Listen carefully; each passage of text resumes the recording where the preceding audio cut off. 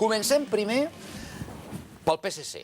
Atenció perquè el PSC, la darrera notícia, suspèn els 3 diputats rebels. Fa gràcia aquesta paraula. La Comissió de Garanties del partit aparta dels seus càrrecs orgànics Elena Geli i Ventura. La direcció del partit considera que Elena Geli i Ventura van vulnerar el codi ètic del partit i insta l'ENS a resoldre la situació d'acord amb el reglament.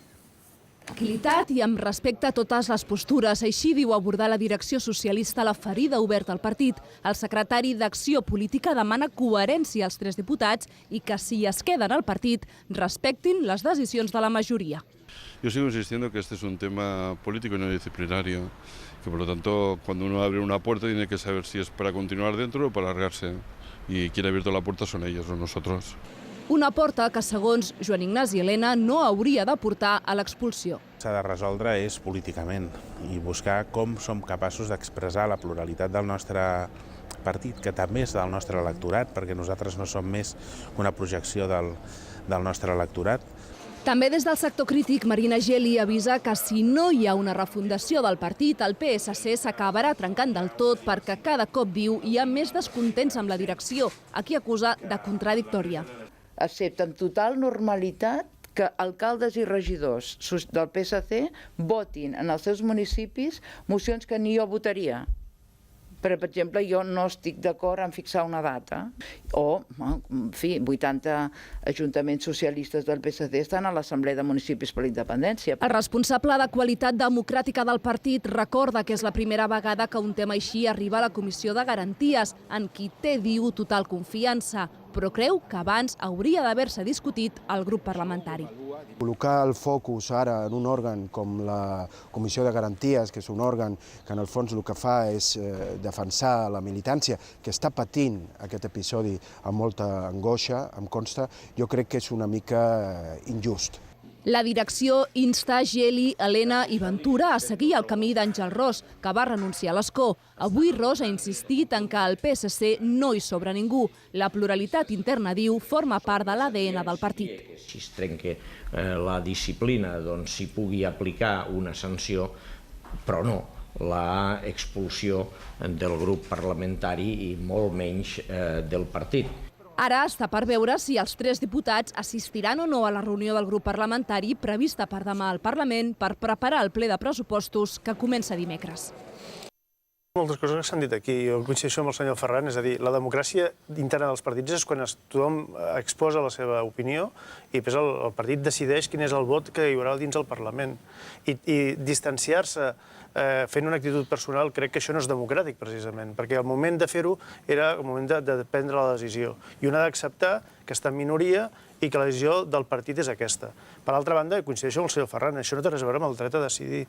Si hi hagués el dret a decidir, no existiria ara un Consell de Transició Nacional, perquè realment hi hauria un respecte cap a la presumpta consulta que es vol fer. Però quan un ja ha pres la decisió que aquí anem amb una transició nacional i que s'està treballant cap a una transició nacional, això no té res a veure amb un procés que seria més o menys el que entenc jo que el PSC havia plantejat.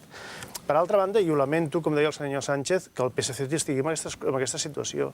Crec que això és una crisi larvada que té molt a veure amb la fundació del PSC, de la unió de 2 partits diferents, amb 2 ànimes que es diu ara diferents i que algun dia tenia que esclatar.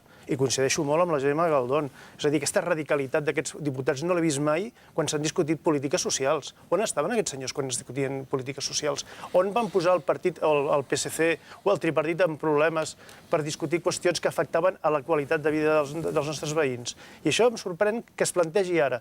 El senyor Elena va perdre el Congrés. Que ho accepti, que accepti de bon grat que va perdre el Congrés i que accepti la democràcia interna, perquè els partits també tenen democràcia interna i hi ha unes regles de joc i s'han de respectar. El que no val és utilitzar termes fal·laços com la democràcia, el vot de consciència. Això són pures fal·làcies que s'utilitzen ara per manipular, diguéssim, amb aquest llenguatge místic que hem agafat tots, conseqüència d'aquest procés, de que ja no es diuen les coses pel seu nom, en lloc de dir dret a autodeterminació es parla de dret a decidir, de quan un vot en contra apel·la a la consciència. Bé, doncs, en aquest cas, aquests 3 diputats estan fent una cosa gravíssima, que és portar un partit important dins l'arc parlamentari amb una crisi que crec que no era el moment de fer-ho i que la postura del PSC és coherent amb el seu programa electoral.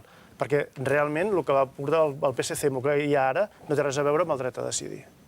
El que podrà passar és que hi hagin coses que siguin bones des del punt de vista de l'interès general i com contrapeses l'interès general amb l'interès particular. Compte en dir que això dels partits és molt dolent perquè Està bé que ho digui un nacionalista. Està bé que ho digui un nacionalista, això. Tu també ho deus ser, deus ser un nacionalista espanyol, perquè tots els partits tenen pàtria. No, però em sobta que vosaltres esteu defendent els interessos... Però vosaltres teniu pàtria o no? Quina és la vostra pàtria? Jo no tinc pàtria. No, no ets espanyol. Jo soc nacional espanyol i no necessito la pàtria per viure. Jo soc nacional català. No tinc banderes a casa, ni l'espanyola ni la catalana. No ho necessito per sentir-me un ciutadà de ple dret. Jo tampoc. Ara jo, si vostè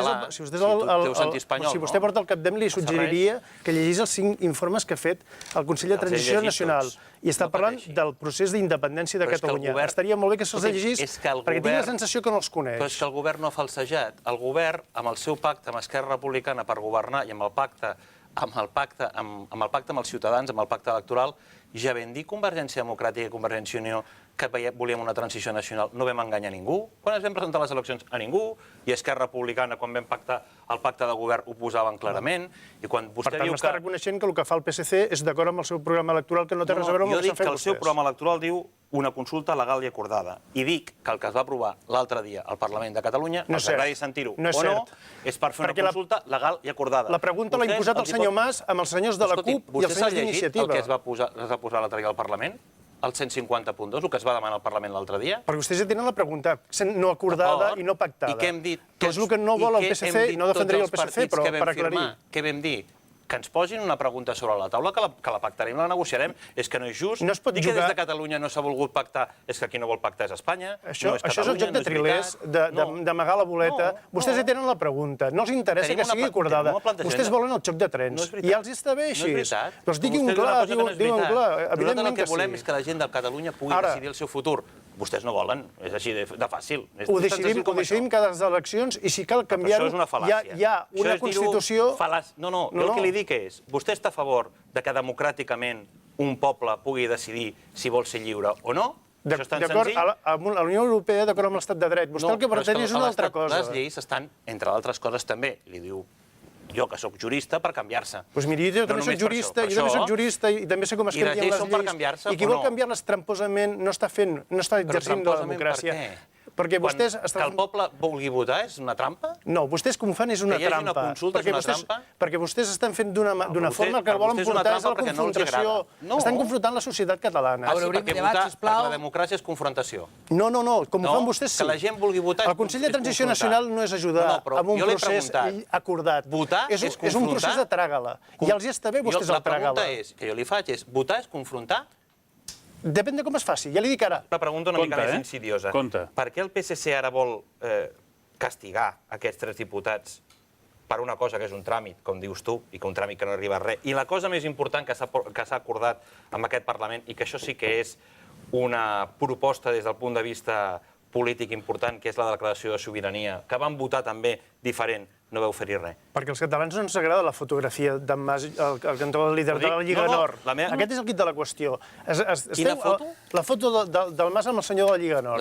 No, del president de la Lombardia. Sí, no, i president del partit de la Lliga Nord. Un partit xenòfob i un partit que antisemita. Això no va haver roda de premsa, però m'interessa molt el va tenir que rebre o no va tenir que rebre? Em fa molta gràcia les fotografies del senyor Mas. No l'ha de rebre. I els diputats de la Lliga Nord portant les estelades al Parlament de la Lombardia. L'estelada aquesta? No, perquè vostès, el procés que estan portant, porta aquest color. Aquest color de nacionalisme xenòfob. És el que porta, és el seu el que ho porta. El que evita que hi hagi democràcia i que la gent pugui votar. No, vostè confon la democràcia amb l'interès propi. No té cap interès. El senyor Ferran ha explicat que la democràcia és quan es respecta el contrari.